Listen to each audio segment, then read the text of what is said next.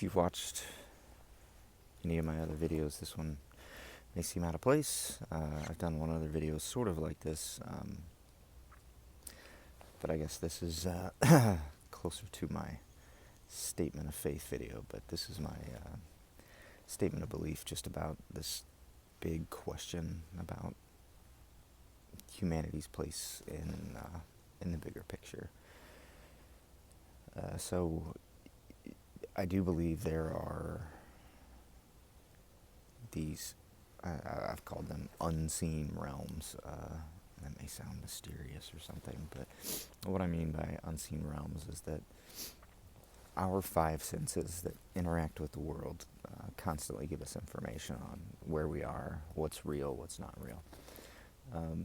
And we've developed as a species technology just beyond our senses. We've developed technology that expands those senses, and technology that gives us the ability to detect things that our senses just aren't even meant to detect.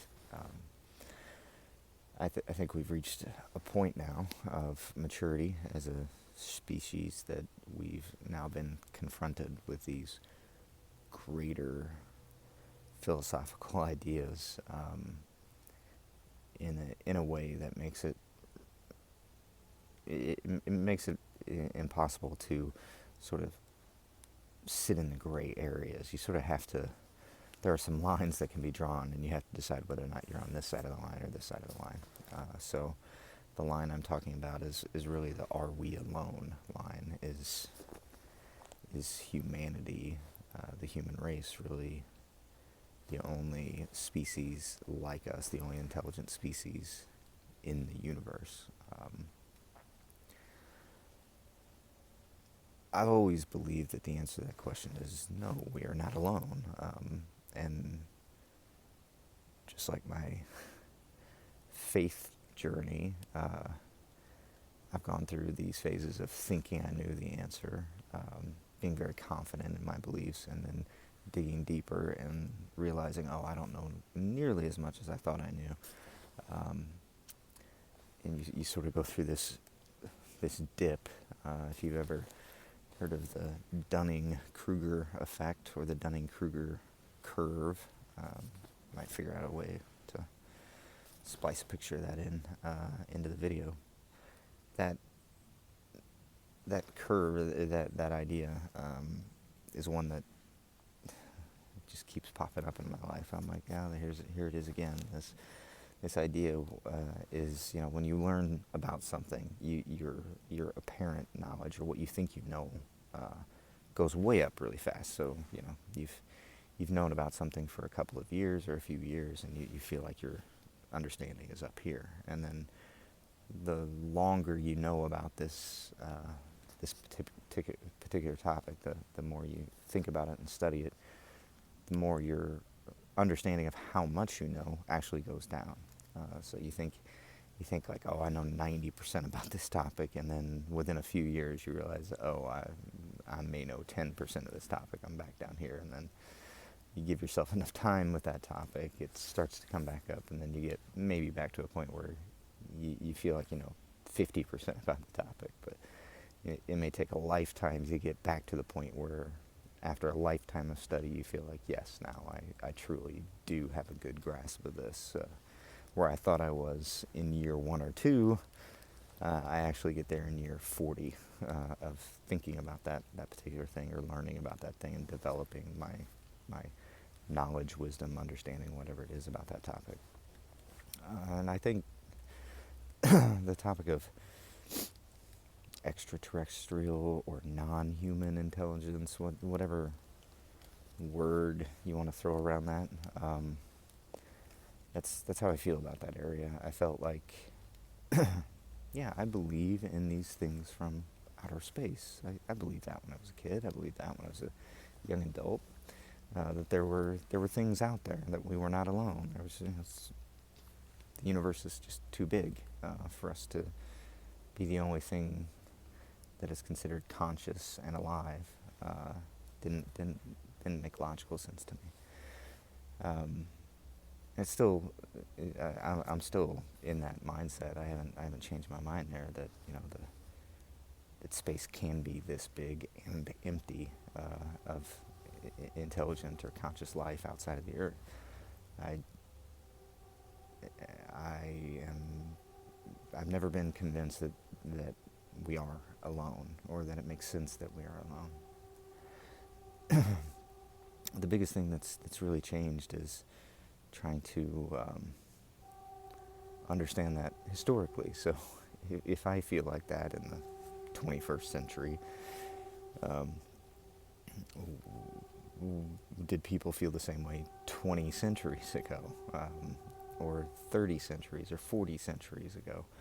And when we dig deeper into the topic of, are we alone, you get these very similar stories all throughout history that are all described using different levels of scientific understanding and different levels of spiritual understanding, and just different vocabulary. But there's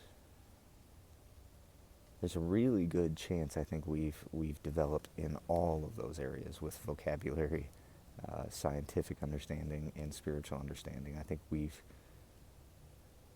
have a more developed understanding of these topics now than we used to. We are out of this dip of that curve, and we're back on the side where we're starting to get to a point where we actually know some of this stuff a little more truly and a little more deeply than, these underdeveloped early sort of adolescent ideas that we have about these things. I think as a civilization, we've gone through that adolescent phase of understanding and gone through this dip in truly understanding, thinking we know what the truth is, but really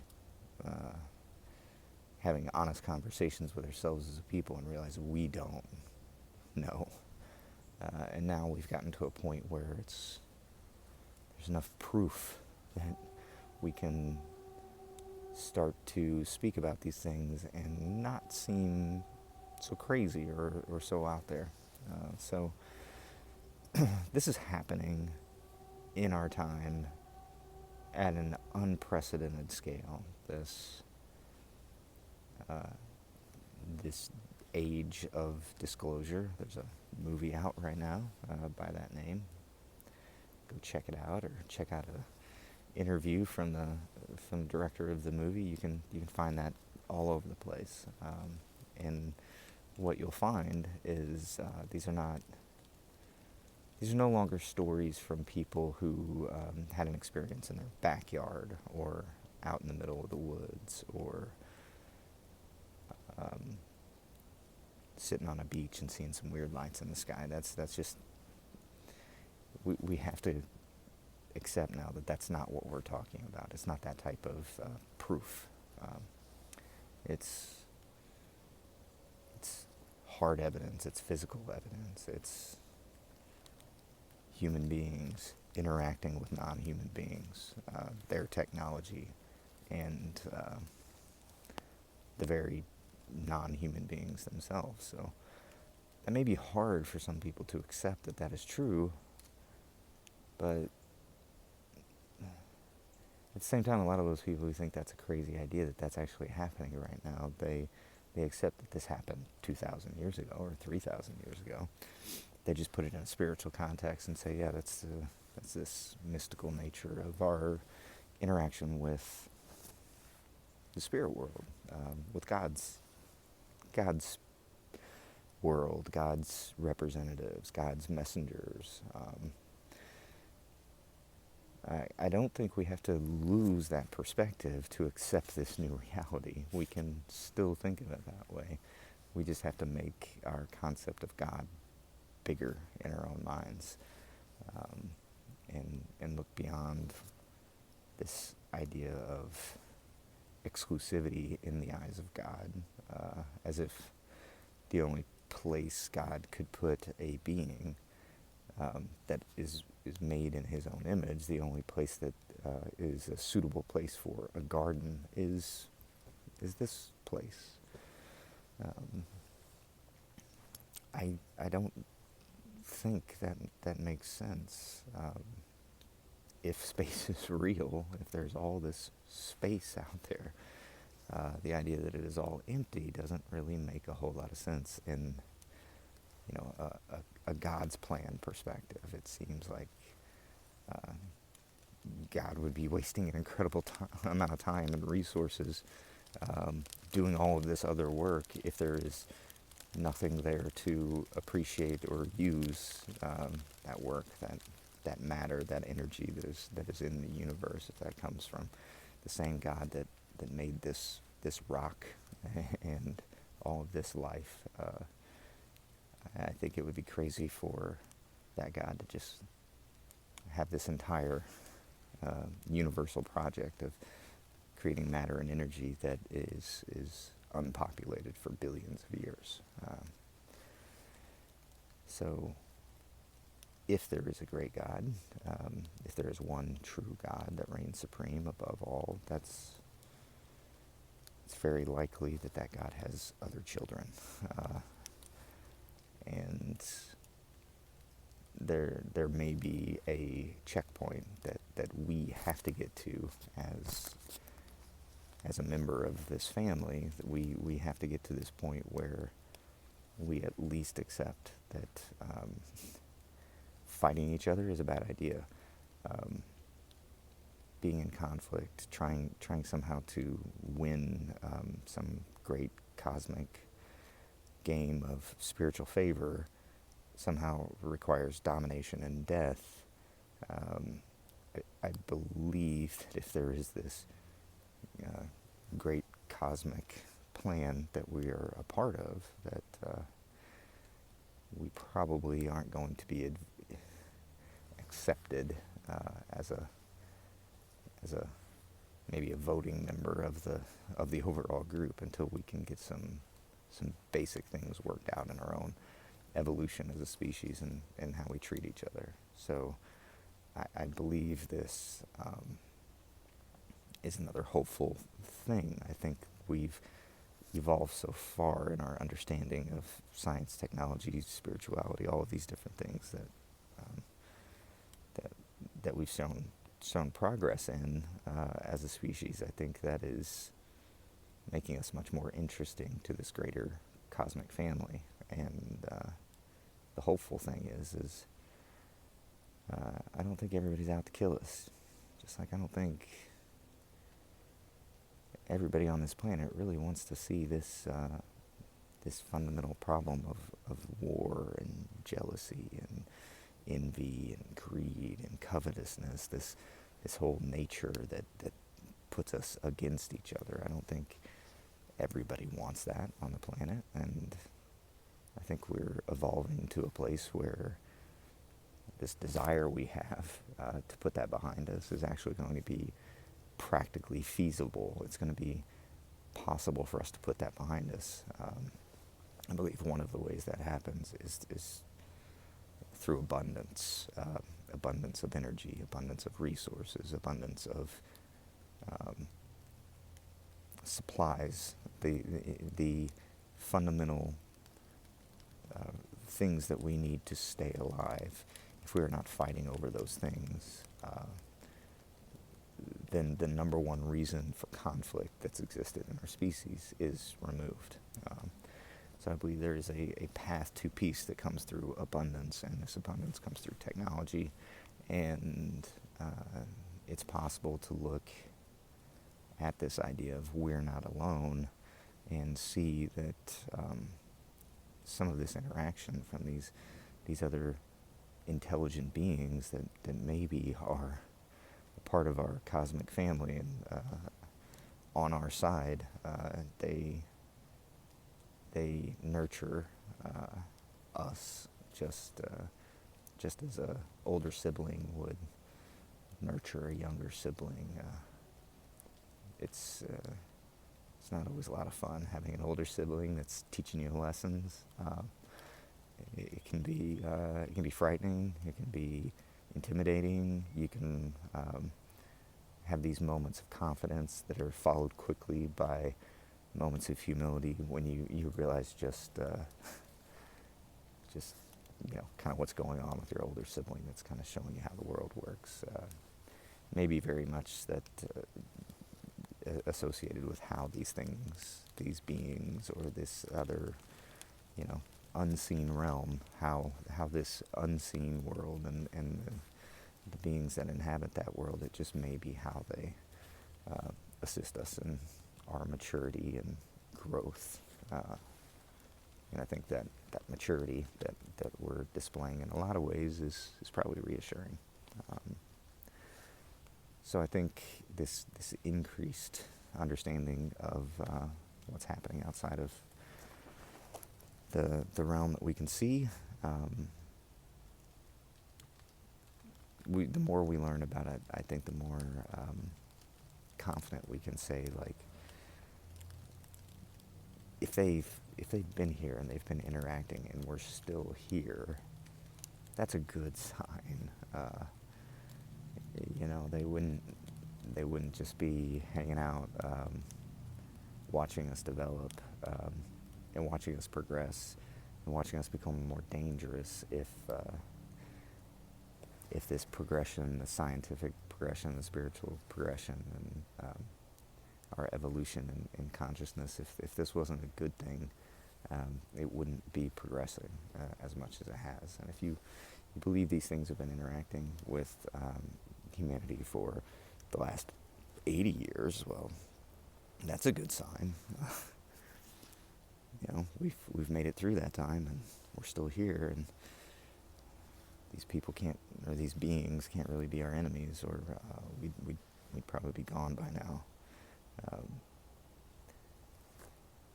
But if you believe these are also the beings that were messengers, they've been working with us for a lot longer. The old scriptures all around the world talk about these types of beings, these very long-lived beings, these sky beings. And in a lot of these stories, they give gifts to humanity. Some of them are technological gifts. They teach the art of metalworking. They teach the art of this. There's an education that is a part of the story.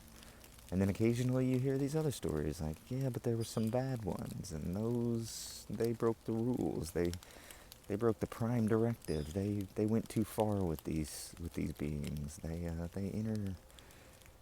interbred with these beings. These are old stories in the Bible and in other religious texts. These are ideas that have been around for a long time. So I think it's okay we talk about them in a very, very mature way.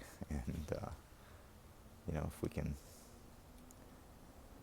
get comfortable with saying some of these things to ourselves, then it is nice when logic and evidence and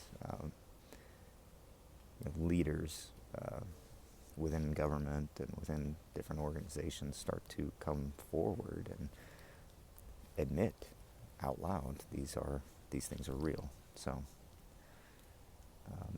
we're there. That's what's happening. So I think there is a deep spiritual story that is going on here, and I think getting on the same page spiritually as a species, as the human race, is an important part of progressing through this story. So yeah, I think the religious angle here isn't one of, oh my gosh, I think the whole religious foundation of the human species will be shocked and ruined if you find out there's non-human intelligence. I don't think that at all. I think it's reintroducing some of the magic of the story is important, and accepting some of the mystical or magical parts of the story and not ignoring those things. That's a really important part of being present in our part of the story, and understanding what's real might be a little more uncomfortable than what you were thinking. So yeah, just to wrap up, I believe in angels, I believe in demons, I believe in spirits, I believe in ghosts, I believe in aliens, I believe in messengers from God, I believe in spirit, I believe in soul, I believe in the magic of it all. I, I think that's always going to be there until we return to a full universal consciousness understanding of everything. I believe that's where God's mind resides, and we are residing outside of that grand universal consciousness. We are only a piece of it. Our consciousness is a piece of this grand universal consciousness, and unless we somehow evolve back spiritually to be a part of that consciousness, we're gonna have some separation from that. But that grand universal consciousness, that mind, is just a lot bigger than I don't know, some some some God sitting on a throne in the heavens. I think there's a lot more to that story than just a man on a throne. So I believe in most of it. If that makes me a weirdo, I'm a weirdo. I've always been a weirdo. But at this point, I think it would be stranger to ignore everything from scripture, from the last 80 years, from um, people in high-ranking positions and very respected people. I think ignoring what they had to say about this topic of the unseen realm is crazier than actually believing in the unseen realm. So, sure, I'll talk more about it, but that is my stance on that topic.